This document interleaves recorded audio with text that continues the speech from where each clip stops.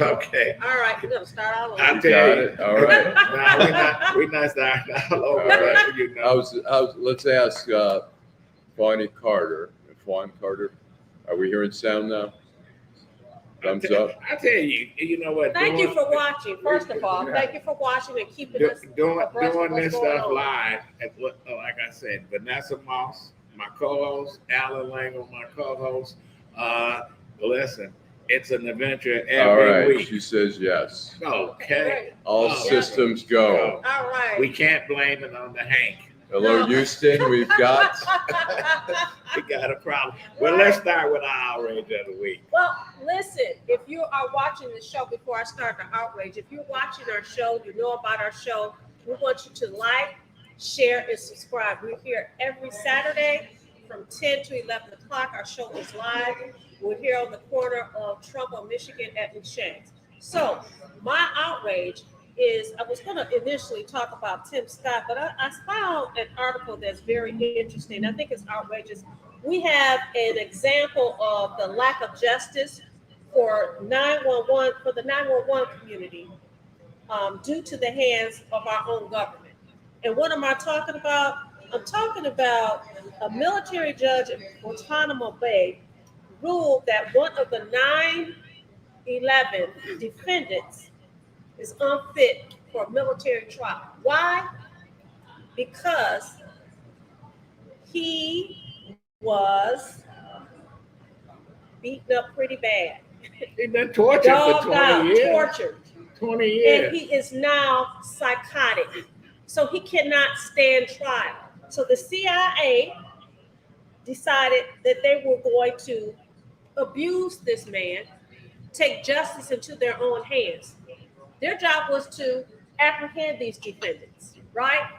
Bring them to the court so that they would stand trial. But this man can't stand trial, and all these people all these victims of 9/11, again, are disappointed. Not disappointed. That is outrageous. Yeah, well, it is. That is absolutely outrageous. It is You're outrageous. saying no sound again. We're getting somebody. Can you? It looks right. Yeah. Yeah. Is everybody? That was at 10:04. Okay, maybe we're. Yeah. That was a minute ago. Yeah. Can everyone give us a thumbs up? Juanita Henry is saying no sound. Juanita, is there still no sound? Fawn Carter, Juanita Henry, anybody else who's out there? Give us sound, no sounds. Maybe people can't even hear us saying. Let's see. Can you hear Here, us? I'll do it here. Let me, I can hear you fine, dude. He said he can hear us fine. Who said we can do He said. All right. Okay, so people Can are you hear us? Okay. people are responding. All right. we can hear it? Okay. Let's see.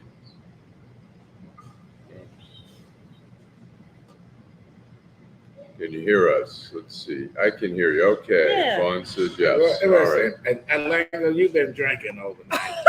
Hey, look, when there's a somebody says delay. they can't there's hear, a they delay, can't actually. hear, And man. let me say this I about can Allan. read. I can read no matter how much you drink last Let me say night. this about Allan. When I say love him to death, but uptight, I mean everything. Excuse me. uptight. Excuse me for being uptight. I mean, my my level gosh. of uptightness is, can you hear us? It's a pretty low bar of uptightness. But it was he a minute- intervened on a the minute show. ago. But anyway, my outrage is Allen's Right. uptightness. No, what's your Hello, can you hear me? They were gonna hire me on the Verizon commercial. Hello, can you hear me? Hello? What's your outrage? What I wanted to say was about Guantanamo Bay. We got our own version here in Oakland County where the Crumleys are just locked up in jail. Now, listen, what you gonna do with them? Listen, their kid is fucked up. He killed his classmates. He going to jail for life. They was bad parents. Fuck. Now you charging them. How many years are they gonna spend in time in jail Before they come to trial? That's sucking the outrageous. life You're supposed out to of have a They're speedy serving trial. time. When was that? There was November 2021, was it? Whatever. So They've it'll been be- there it'll 3 be It's two- been a years. long it'll time. be It's 2 been years. 2 years. It'll It's be been 2 years in That's November. crazy. That is un-American. Yeah, I haven't. I mean, it's Karen very McDonald unusual. I should mean, be ashamed of herself.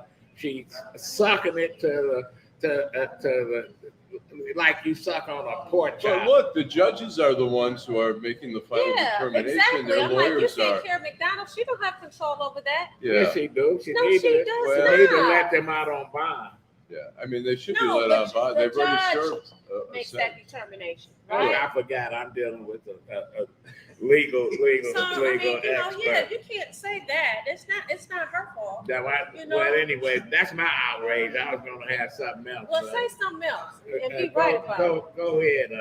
All Allan. right, we have sound. So my thing is here. I want to play this little clip of Senator Bob Menendez out of New Jersey, who was originally charged in, I believe 2016, had a trial for bribery in 2017, hung jury.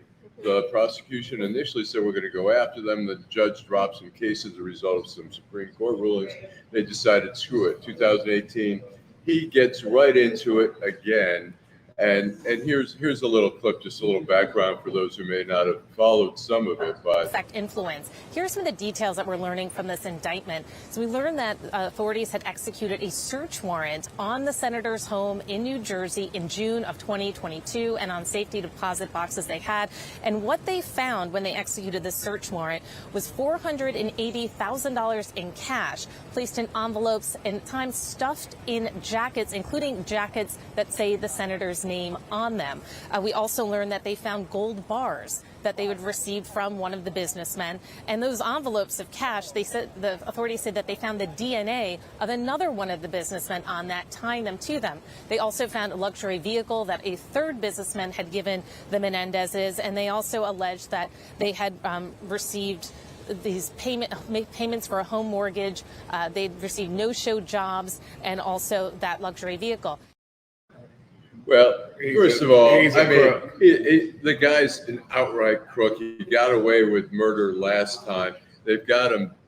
He wasn't charged with murder. So No. Okay, he wasn't Yeah, charged but with you know, murder. here's a guy who is the chair of the Foreign Relations Right. Committee. He's giving information to Egypt. They go to his house. He's trying to fix cases with the Attorney General in New Jersey. He's trying to get a U.S. attorney appointed in New Jersey who's going to go soft on one of the people who's bribing him. They find almost $500,000 in his house. They find 3 gold bars, 3 kilos, I think, worth $150,000. They find a Mercedes Benz. This guy, they raided his house in June of 2022. He sat on the Foreign Relations Committee as a chair, giving away information, selling information, trying to get. He wrote a letter pretending it was from Egypt. He wrote it for Egypt to his colleagues in the Senate, saying, "Please release our $300 million that you're withholding." I mean, it is outrageous. And he says his response is, "Everything's going to be okay." And he goes, "They're just coming after me because they don't like to see a Hispanic succeed." Well, that is the most fucking bullshit. Now the governor in New Jersey is asking him to step down. Right. He needs to step down. Right, but you know what happens is because of what happened in 2017, he felt emboldened. People Yes. like that feel emboldened. I got away with it, and guess what? In 2017, he just got caught. He's been doing this. He's been Doing that this for, characteristic. He's been like long. that all his He's been life. doing it for a right? long He's time. been doing it a And he's- very long Well, they- time. And he's a Democrat. He's a Democrat. It And doesn't- the He's a thief. No, but I'm going to say He's a the thief. Democrats He's a thief. need to show they have a higher standard than the Republicans who are backing Trump, who's a outright criminal. And you know they need to get rid of, when we talk about cleaning the swamp, we need to clean the swamp of Is that, people like is that Bob what the Menendez. Democrats But said? if he Is that don't- something that your friend, the guy who occupies your head said? Yeah. Well, he has to go Why- too. Anyway, don't comedy anyway, this but you know the Clean senator. the swamp. You know the senator is a playwright. Well, he's a screenwriter. He wrote a TV show years ago. Menendez? It takes a thief. Alexander Monday. He's a thief. That's his life story. Dun. But anyway, well, my outrage, it's a sad outrage. Little young baby in Indiana suffered 50 rat bites to the face. The rats was eating off this baby. They ate her fingers, hand, toes. 6 months old for a baby boy. The house was full of rodents. They didn't even have food in there, so the baby was like the main course. Yeah. Now, they charge them felony charges. What do you do to parents like that? So my question is, there's so many 28 questions. and 31. So they old enough to know. Yeah, 28 and 31. But what I hear is poverty. What I hear is, where was the community? Were they renting the home? If they were renting, had they reported that they had this pest problem in the home? There's so many Poverty things. ain't the problem. I grew up in the projects. Poverty ain't the problem.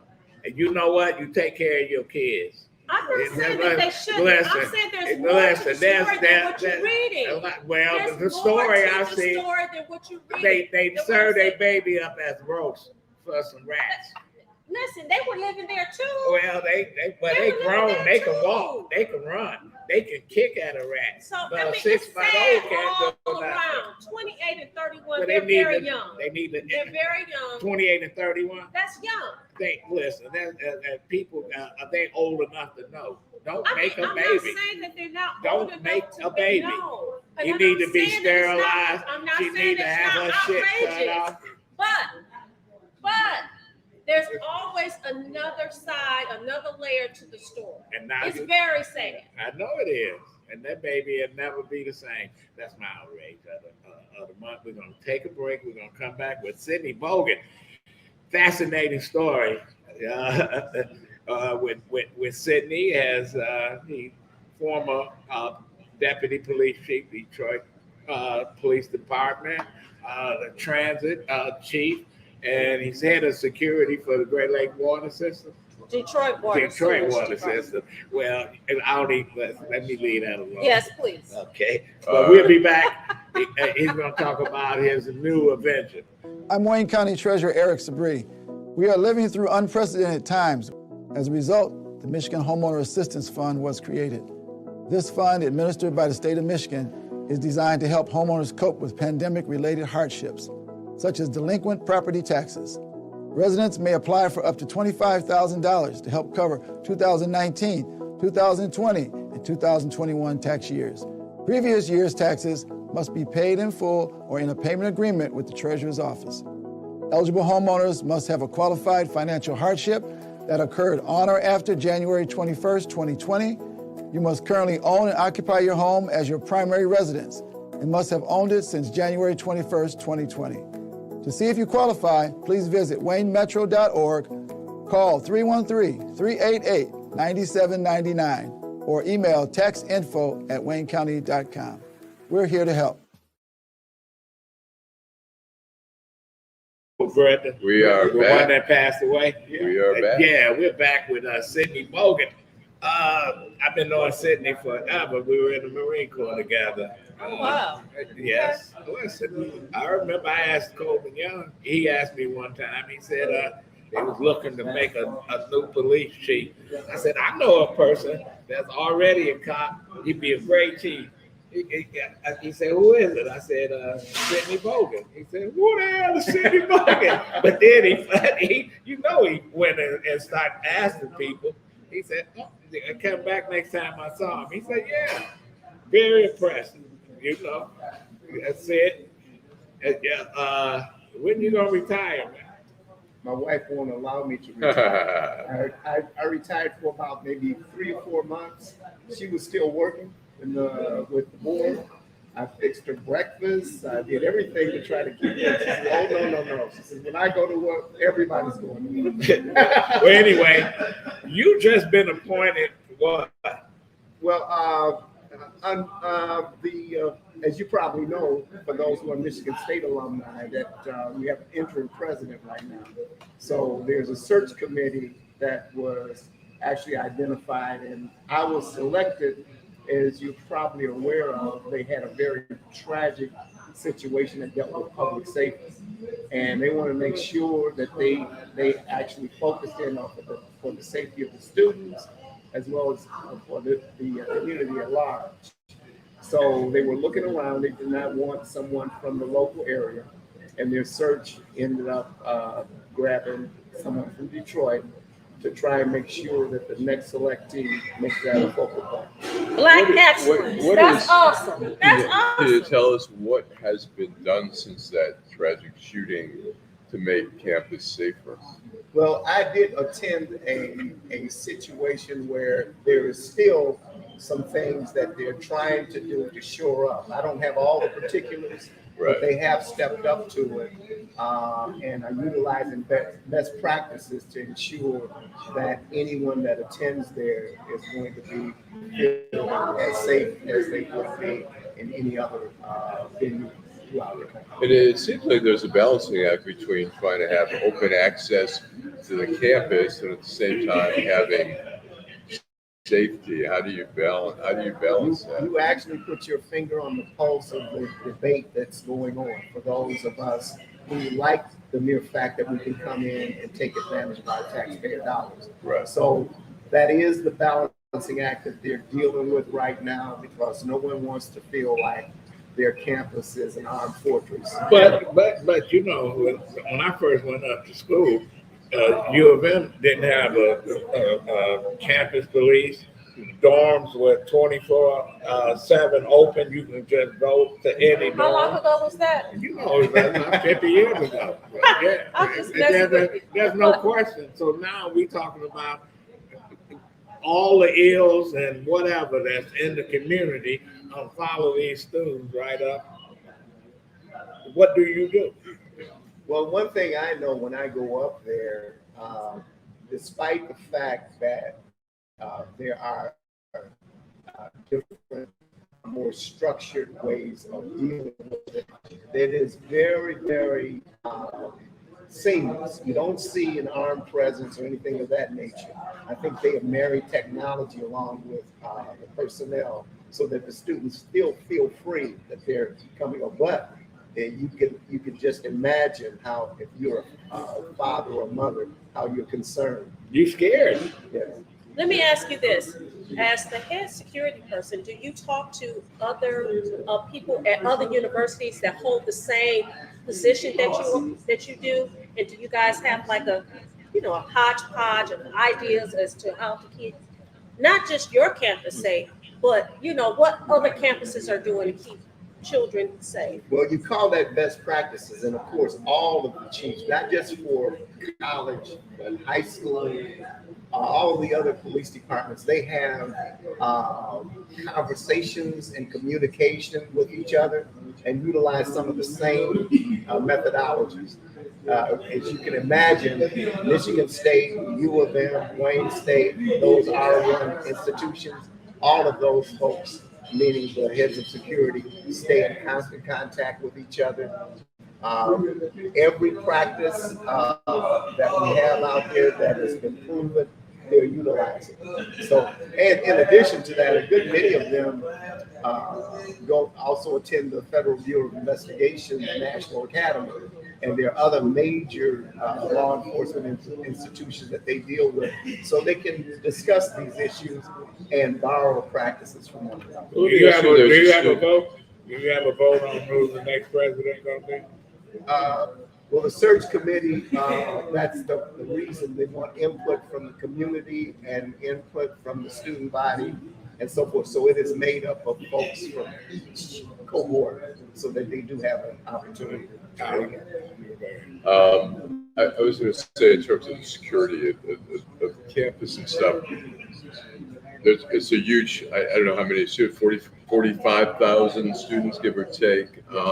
There's we've seen law enforcement sometimes monitor social media of certain people or whatever. Are there opportunities for students to report if they, obviously they they can, if they see something, they may.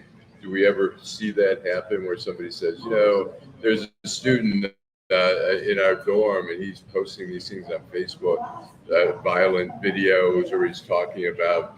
Do we think about it in these terms? Michigan State, Wayne State, University of Michigan, they're a microcosm of the city. All the things that we expect our citizens to do, these citizens do the same thing. The strength of any law enforcement agency is communication and input. As we always used to say, most up until the modern era, the biggest problem with policing is that it was always reactionary. Nothing happens until a crime happens. Now, in this day and age, they're more proactive. So there's a reach out to marry the community with policing so that you can get the product that you're paying for. What I'm hearing is that the next president of Michigan State is going to have included in his or her game plan a safety plan. Yeah, in fact, when you look at it, all of the students and the faculty, they have in receipt the publication of what the board of trustees is looking for, and they always are opting to have more input from those that are going to be serviced. And so, yes, safety is key. And how Michigan State's obviously had a problem with the presidents. They lost some, and you know, and there's one scam. I mean, we had the Nasser, now we have the Mel Tucker. The unfortunate thing with Mel Tucker now. We've had presidents who've come and gone. We had a president who was charged criminally. I think the charge may have been dropped, but how do you? I mean, what's going on with the process that we keep ending up in a bad spot at MSU? That's hard for me to say. Just coming on news, I don't have a clue. All I know, our mandate and our charge is to make sure that we try and do what it's going to be for all the time. Well, they have more presidents than Mickey Rooney had.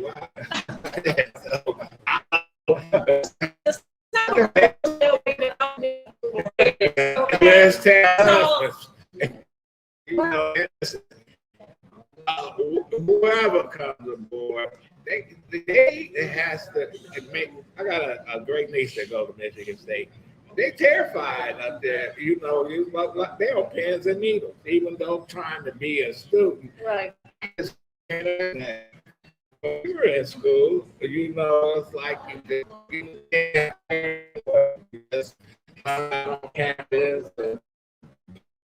Bullshit, and did everything you wanted to do. The diet. But you didn't have to worry about somebody coming up there and shooting down 5 other classmates or mad at the professor because you didn't get a grade and kill a professor.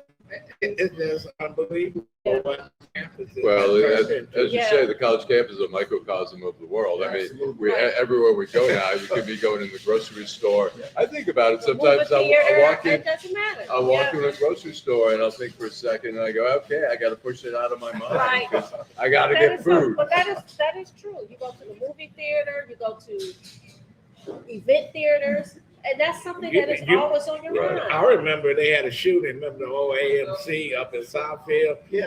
And then they start putting in metal detectors. And I said, I'm not going to the show when you got to walk through but they were ahead of the game. Absolutely. Greenfield, remember the Americana? Yeah, that's the one. Yeah, I mean, somebody pulled out a gun during, I don't know if it was an Eddie Murphy film, started shooting at the screen and people were running.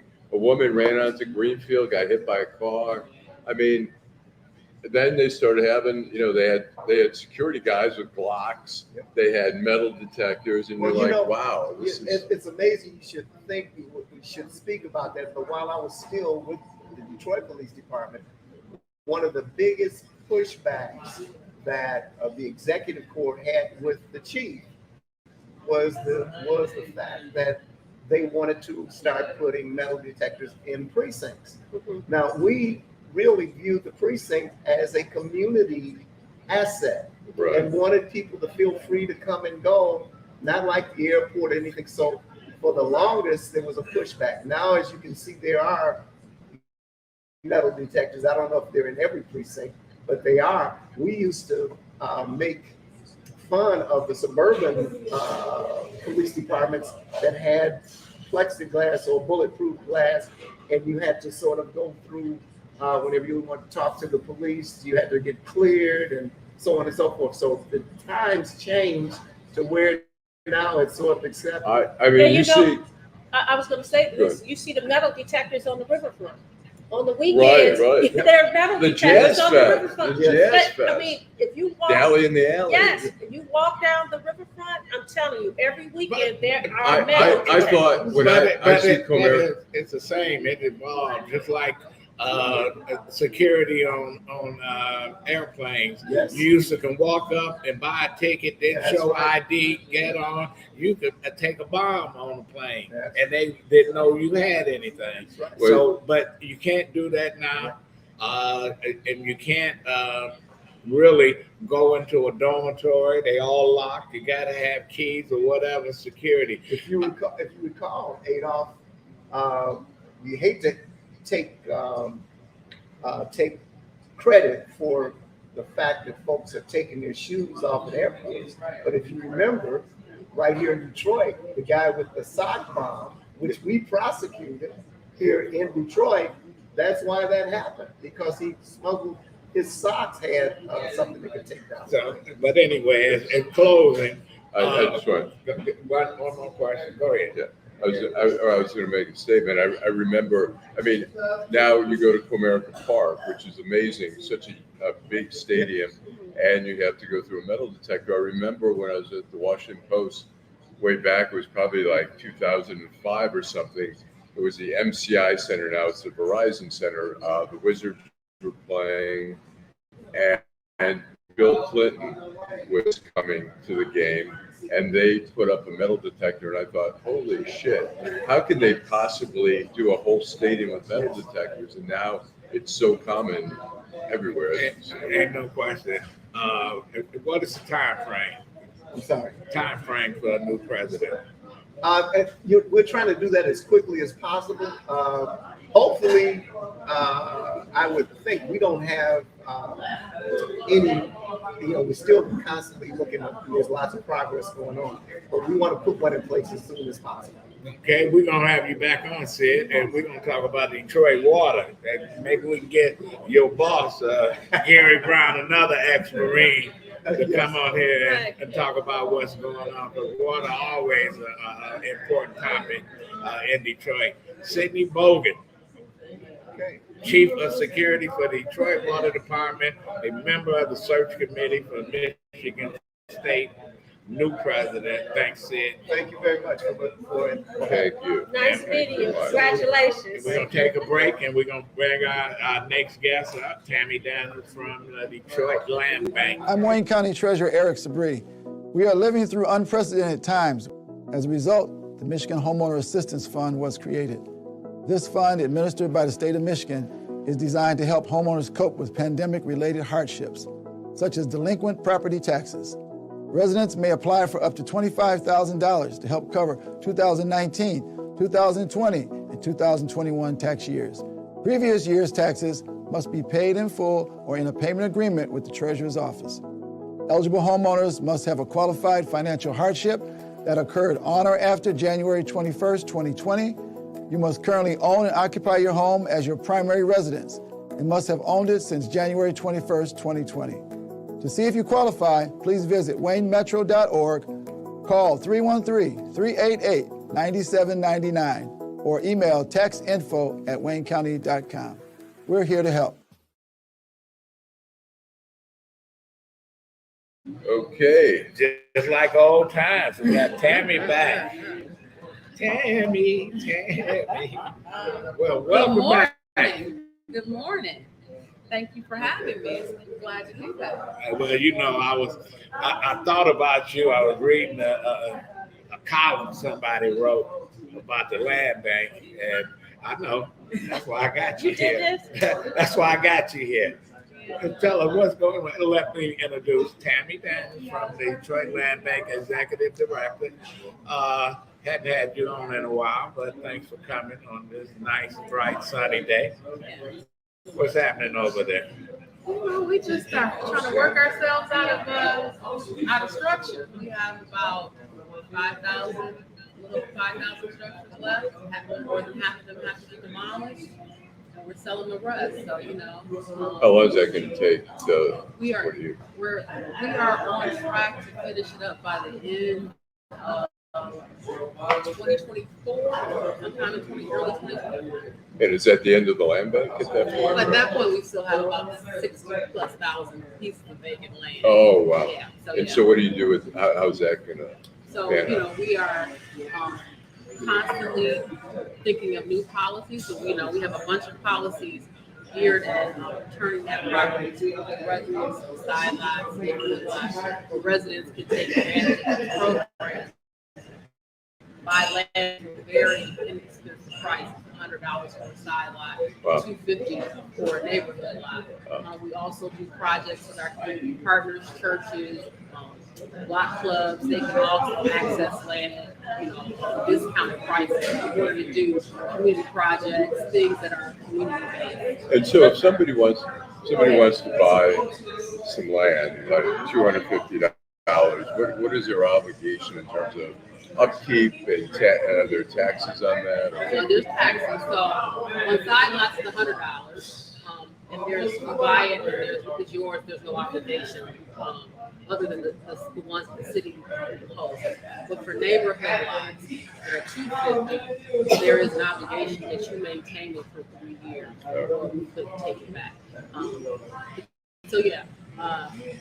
We have a lot of programs geared to returning property to Detroiters. Nowhere can you buy land as cheaply as right. Detroit. Let me ask you this. So, I stay out and about, and I've seen where there have been homes. I have a friend that stays on the east side, and there's quite a few homes on his block that have been demolished, right? So you say that you want to return this property to those people that are in the neighborhood.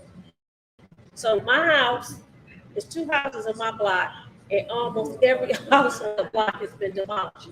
You're saying that you will have the opportunity to buy all those houses, and they keep structures on those lots?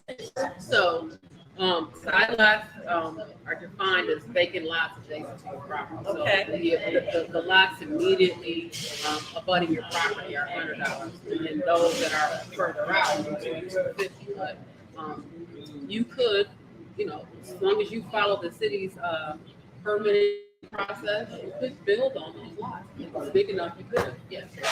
What about community gardens? Are you seeing people? It would seem like a great opportunity for different communities to buy absolutely. land. So, as you know, the city has just hired its first director of urban ag, who is Tafir Rushton, who is very involved in urban farming, community gardening. So we're going to be partnering with her to find ways to make it even more efficient for community gardeners and urban farmers to access land. So we do sell quite a bit of land too. But I have a problem with that because there's folks that said, "Oh, we need more gardens." When I was growing up, people had gardens. People had vegetables, etc. It's not like it's new, but you would think that a person in Detroit maintain a damn pepper or tomato or something. And we need houses. We need new housing, and we don't need more gardens. Well, we do live in a city where there are food deserts. Well, that's something that our public officials need to address, and these folks that was walking up and down Michigan Avenue and Black Lives Matter, they never put that on the table of why Kroger can build all these. You can go down river and you see 3 Krogers within 2 miles of each other, and they won't dare come to the city. You got to make it more attractive for them. for those markets to come into the city. Well, certainly, get our money. Certainly, a whole lot of urban gardens is not going to make it attractive as far as I'm concerned.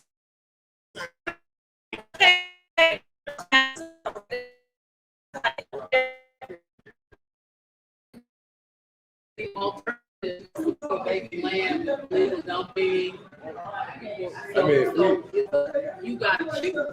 I get that, but I just found out. I asked you a question. Listen, it's a possibility that you can build structures. Absolutely.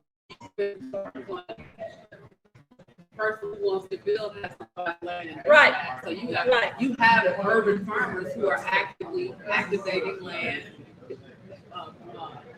growing vegetables, sharing it, giving it If free we're to gonna their neighbors. if we're gonna give the Illigents or Tom Gore's 400 million, 500 million here, Dan Gilbert there should be something in this contract saying not only you need to contribute to better schools, you should, with your influence, bring in a Kroger or whatever. Kroger owns 50 different brands of grocery stores, and they can't bring in not one fucking thing in Detroit. You can go to Timbuktu, Mississippi, and you got 5 Krogers.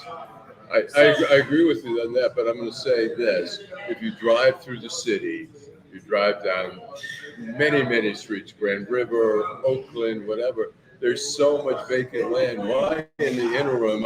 I mean, the city's not stopping anyone from coming in. If you know somebody wants to build, let's build. Right.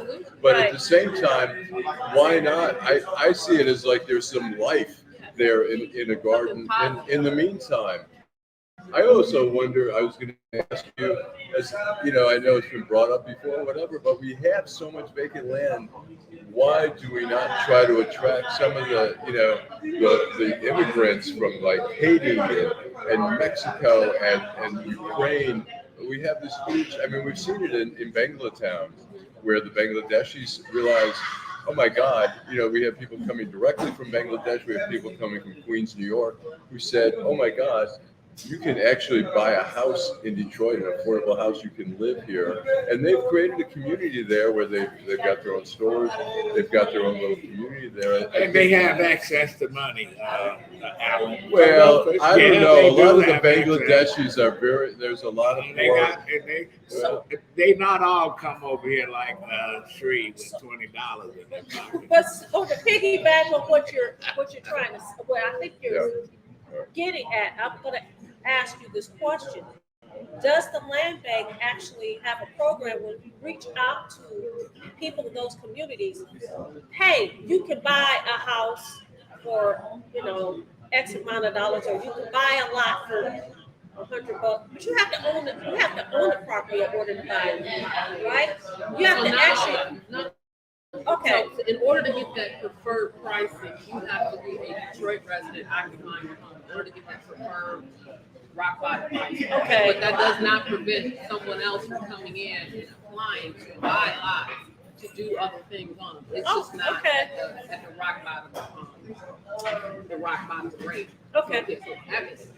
So, and our website, we continue to refine it and try to make it as user friendly as possible. It has a map of every piece of property that we own, so people can go and do the research, find out what's available, and apply from the website. I think the land bank been doing a good job, and you've been a great voice for the land bank, but yet we still have folks that they just like to throw dirt on the land bank and make all these crazy claims. How did you deal with? Who are you talking about? You're talking about Charlie with the. He on the land bank. He does. And I don't understand why. Well, I don't either. I have not talked to the person that asked that question. But here's the thing. The work that we do at the land bank is for the benefit of the city, the residents, to try to turn the properties of productive use and return the city to a vibrant, bustling urban area.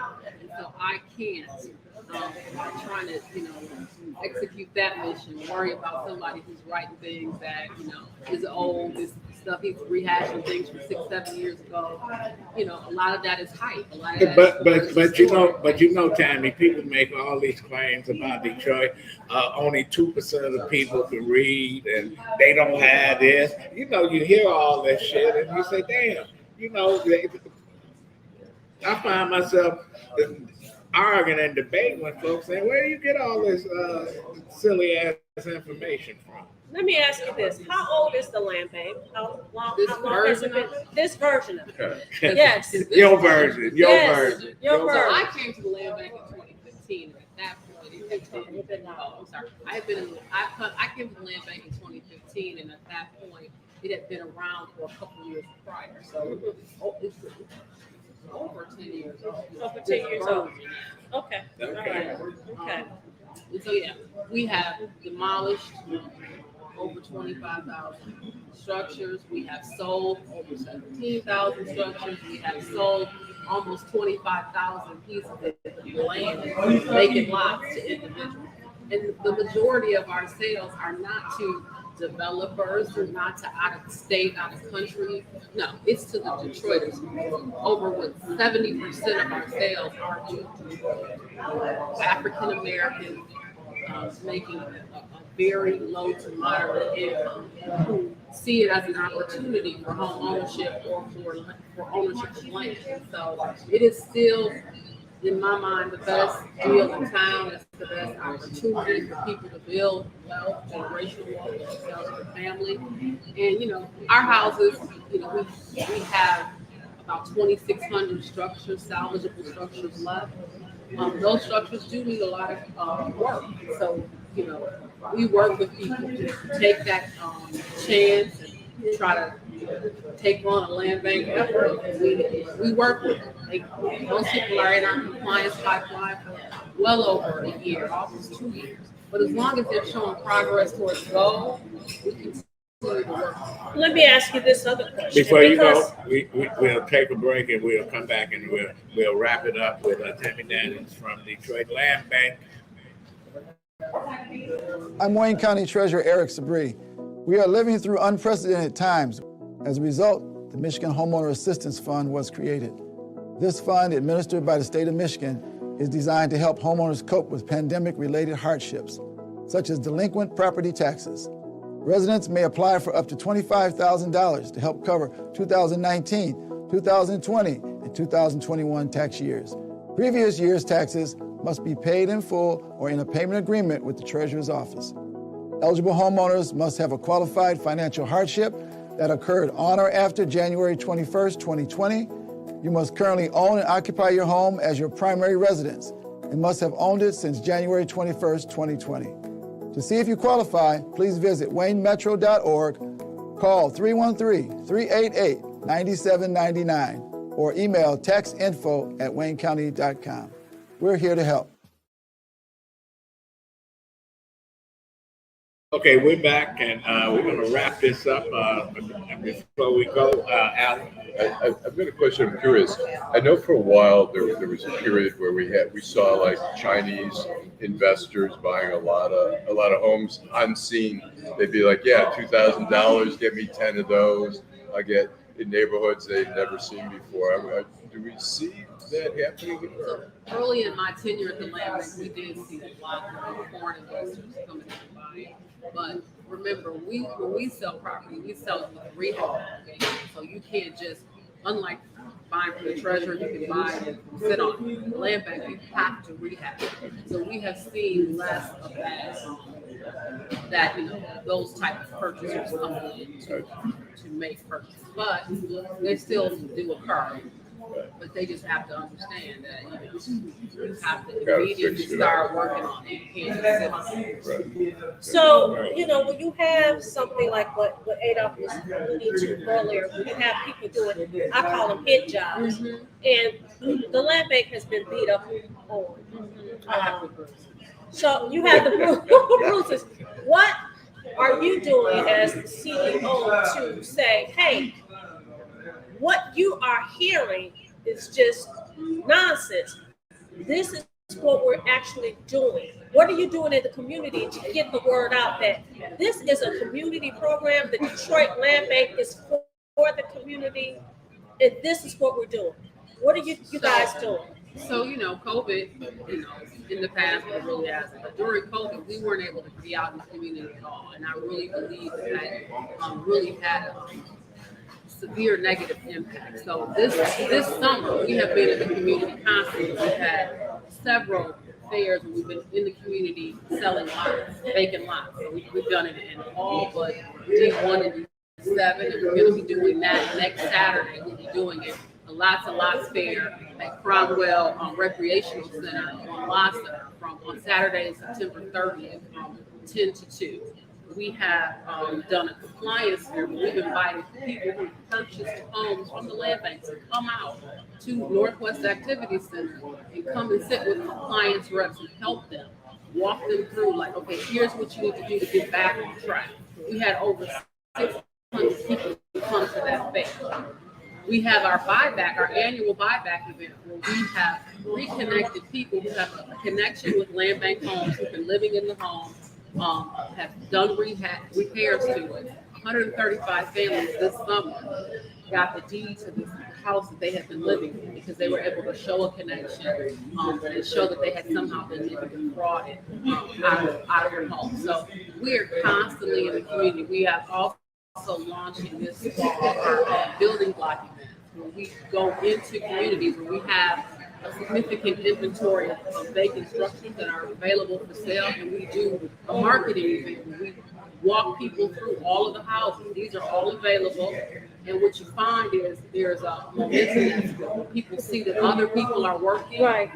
it encourages Right. purchase. So, and then we are all constantly at every time someone invites us out to come, they want us to talk to their block club at a council event, any event, we will make sure we bring people to that event. And me coming on here, I participated earlier this month at the Bridge Detroit forum on land bank and the resources available. So we just try to constantly, we're out in the community. And I find that when we go out in the community, the reception is always positive. And it stops all the bullshit, Stops all the the noise, misconceptions right. Yeah. of what's going on. Right. Your address, how you get in touch. Best way to reach out to us is either buildingdetroit.org, www.buildingdetroit.org, or you can call if you need it, 313-974-6869, or you can go on our website. You can purchase property directly from the website. You don't have to interface with anyone. Just get somebody to go on there and you can purchase lots online. And that's correct, buildingdetroit.org. Yes, buildingdetroit.org. Okay, Tammy Daniels from Detroit Land Bank, executive director. To have you back in, Tammy. Thank you. I appreciate it. Thank you. Thank you, Tammy. Yes. Yes. Well, Tammy was great as usual. Sid She was all Bogan. right. She was all right. Sid Bogan was good. Glad to see that the search committee is looking at a safety plan. Yeah, absolutely. How do you stop somebody who's hell bent on trying to shoot up? It's a constant thing. I mean, look, we still don't have, you go to Israel, you go on the train station, you go through metal detectors. You go into a mall, you go through metal detectors. And here in America, we've decided we're constantly fighting that balance. How much do we want to be restricted? How much do we want to, be inconvenienced by that? But we're seeing it more and more. Like I say, I went to Deli in the Alley, which is an outdoor event. Yeah, Went to the Jazz Fest. We had to go through metal detectors and stuff like that. So it's Safety is always a concern. But somebody- I went to Egypt. Yeah, but In order to get into my hotel, we had to go through a metal. They even had dogs. They even had dogs sniffing around. When I went to the mall, they had the military, dogs, and metal detectors. So Right. safety is a real concern well, all around. the world. somebody just off the cuff statement saying 30 years from now, school kids be wearing bulletproof vests. Sure. Listen, you might think, oh, absurd. It's not going to happen. But we've had, we here. look, Yeah. I mean, we've seen in the schools. I mean, look at Oxford. You know, kid goes through with a gun, brings a gun to class. I mean, we see in the Detroit school But system. they don't they've have had metal detectors. They didn't. No, have no, them. I'm saying in the Detroit Right. school system they've had metal detectors forever. I know in And Washington D.C. they got beat up about it. Yeah. And oh, you got. I remember one of the columnists from Detroit Free Press wrote a column on the IHOP down on Jefferson, saying, I went there and they had a sign that says gun-free zone. Ha ha ha. Got that, you know, that's crazy that you got to talk about guns at a restaurant. Buddy, you can't go to a supermarket. You can't go to the show. You can't worship in a church. I was in Charleston and went to the church where Dylan Roots just blew the folks away. It's a nice little church in a neighborhood by the university. And anybody could, at that time, you just walk up and go in and there. Not safe. Yep. Okay, so we come to the end of another party. Yeah, the end of another Your party. final thought, So Vanessa. my final thoughts is if you're watching, please like, share, and subscribe. You can also go to DetroitInBlackAndWhite.com and watch all of the episodes of this podcast. We are here at Exchange on the corner of Michigan and Trumbull. You can find us on Facebook, Deadline Detroit, Instagram, all social media platforms, Twitter. YouTube. You can find us. YouTube. I said like, subscribe, and share. Instagram, I'm also Telegram. going to say that we want you to tune in next week. We're going to have a couple of guests, grassroots activists, and we're going to have a veteran, a retired major from the Army, to talk about some things. Have a wonderful weekend. See y'all next week. I don't know what's going on. Oh, you know what? Ferndale's having an art fair this weekend. It started yesterday. Funky Ferndale. Yeah, so if you get a chance, go check it out. There's something happening at the DIA. I'm not even sure what they blocked off. And there's cars, or whatever. There's some music over at the DIA. I think it's all weekend. So, Okay. Your final thought. I was going to say, I'm tapping into my inner Dr. Fauci here. Oh, I did get a COVID shot and a flu shot the other day. Now they say, already? they say the flu shot, the efficacy declines every month by 20%. So the later you get it, like if you wait till October, it's probably best. But I happen to be there at the drugstore. I already got CVS. And you got your COVID shot already? The new COVID shot. It just came out. When? You got it the first day? I just got it on Tuesday.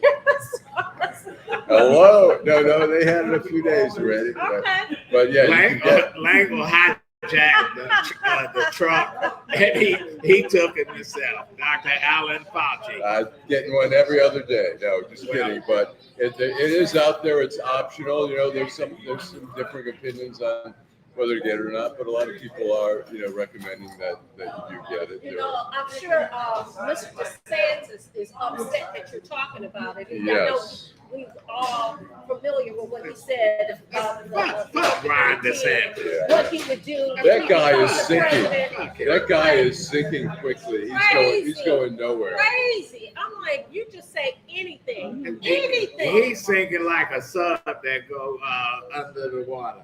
But anyway, we're back next week. Thanks, Tammy. Thanks, Sid Bogan. Thanks, Jim Nardoni, our new rowdy. Jim is, if you want to blame anybody, blame Jim. And thank you to those that have already liked and subscribed and watched and look for this show every Saturday. We really appreciate you. And we look forward to talking to you again next Saturday. Okay.